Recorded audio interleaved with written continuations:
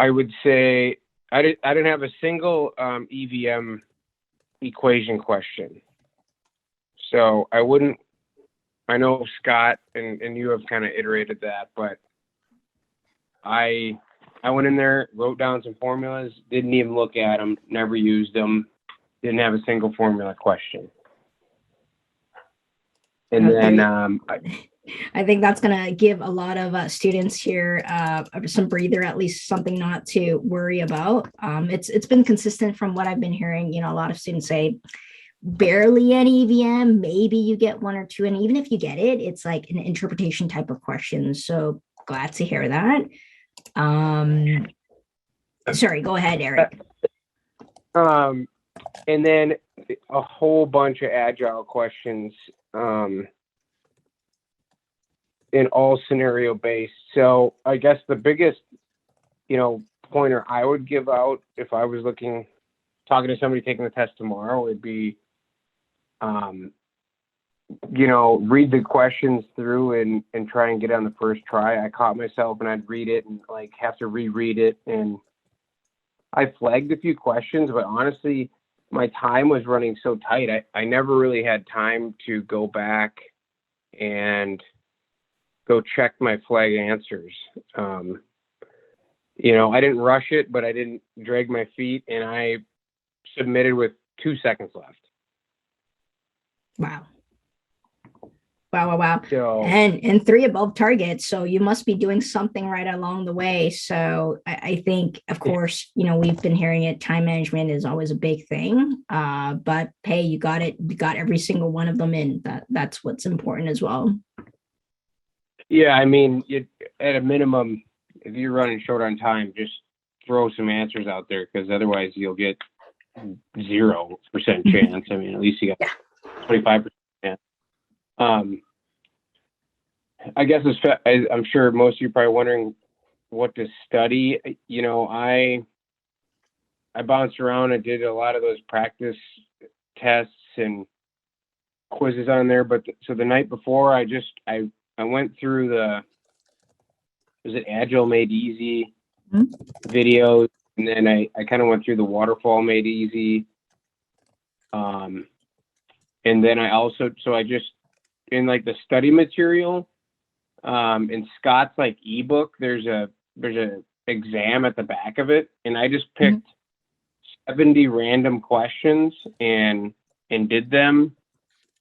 And then I checked my score and I got like 88 or 89%. And I was like, all right, I'm done doing questions because I've been doing them for like a couple days straight. And then I just watched those videos and I was like, oh, we'll just see what happens.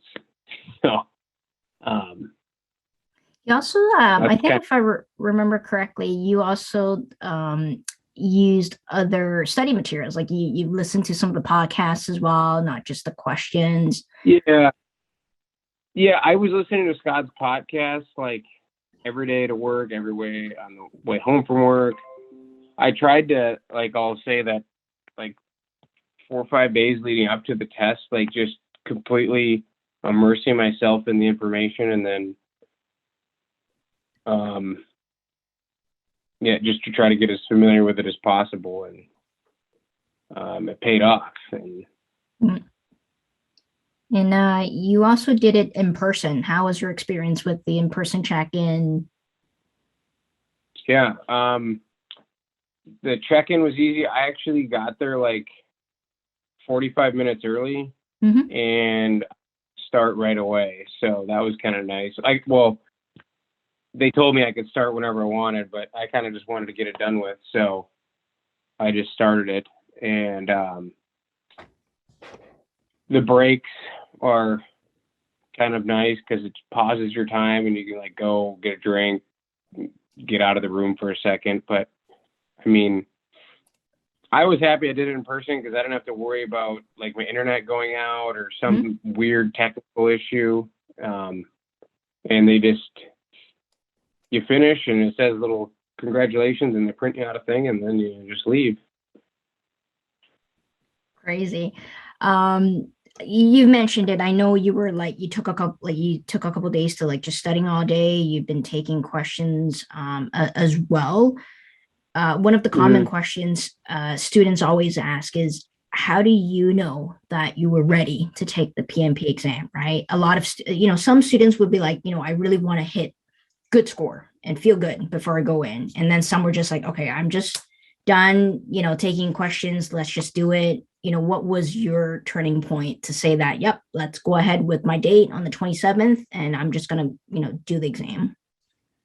Yeah, well, I first off, before I started the program, like I had scheduled my test before I started Scott's program, so it kind of forced me into knowing when my test was and studying for that. I think, which is also a good driver, because if you don't have a test scheduled, like internally, you could just be like, oh, I'll just study tomorrow, and then that turns into a week, and it just drags on. And so that's how I kind of put myself in the situation of making myself do it, which I'm glad I did. And how I felt like I was ready is I was taking those practice quizzes and scoring pretty well. And then that's when I did those like random ones out of his exam in the back, just because I didn't want to do a full 200 question, 4 hours. So I just did a random sample and I did really well. And I thought that was sufficient for myself without like burning myself out with questions. Because during the test, another thing is like every question was like those 2 to 4 line sentence questions. Like there was no quick little, 8-word questions like there are in the practice. Or like, yeah, okay. Be prepared for that. So you got to like kind of work with what you have, right? Yeah. Yeah. No, that's great. Again, opening up to the group, last chance for any questions. I think it's very similar. A lot of students do go through the program, do find it, the type of questions we share in class are very similar to, the actual exam, which is very important. But also, I think one of the things that we always have to remind students is stick to the process, right? Trust the process. It makes logical sense once you start finishing 7 days. It does build you up to be ready for the exam. And we heard it. Time management is something that is always going to be a factor you need to plan for the exam. One of the videos I always recommend to students is Scott does have a technique to approaching the pacing. That's under day 7. I think it's I forgot the title of the video, but essentially he goes into like the perfect pacing strategy or something like that. So do give it a watch for those that's ready to go into taking your exam. If you're concerned, time is something that's going to be a big thing you need to worry about. Yeah, another thing I did was, so I don't remember where it's at on the website, but it's like 58 questions. Yes. And Scott kind of goes over them. And so those reminded me of the test questions now that I look back on it. And, it's good to go through it in depth, like Scott explaining it, kind of like how he does on the Wednesday calls and we do on your calls, Benita. But if you just fast forward and get to every question and, pick your answer, like what your gut feeling would be for the answer, and then just, you don't have to do all 58. I think I did like 30 of those in a row without ever really listening to the detail. And then I went back to see what the answers were. And because that kind of forces you to stick to your time. You don't have time on the test to like second guess a whole bunch of stuff, really is kind of what I'm getting. Yeah, no, that's very important. And thank you for bringing that up, Eric. I think, one of the reminders that Scott reminds us is, don't bring the baggage from the current question to the next. If you realize you're spending too much time on the one question, flag it, move on. You can always come back to it. You definitely don't want to sacrifice, the remaining 20 questions you have like ahead of you for that one question. And sometimes giving it fresh look also helps as well, because you don't want to overthink it. Stick to what you got, stick to the facts, pick your best one and move on. If you have doubt, flag it and come back, which is fine. You do get the chance to go back and review your questions. Yeah, and I would say at a minimum, if you flag it, like just click one of the answers that you think is like a possibility, because if you get towards the end, you don't have time to review these really. At least you have something. Great. Final questions? Anyone? Yeah. Hey, Eric, once you finish the 7-day accelerator, did you say that you just did questions like from there on out? And then I guess how many days before your exam day had you finished the accelerator program? So I finished, I think I finished on a Sunday, and then I took the test 3 days later. Maybe 4 days later. Yeah, I think it was 4 days. So I did like 3 days of just tons of practice questions, kind of going through the material. And then that like night before, all I did was listening to the Agile Made Easy and his Waterfall Made Easy videos. And I didn't do any questions the night before, actually. And then that's what I did kind of over I think 3 or 4 days there between finishing. Mm-hmm. What's that? No, I was gonna say, did you do anything the day of? Sorry, I didn't mean to cut you off. No,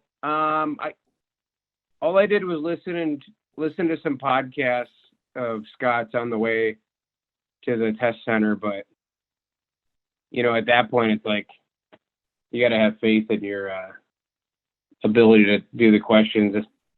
I didn't think there's really anything else I could do, an hour beforehand.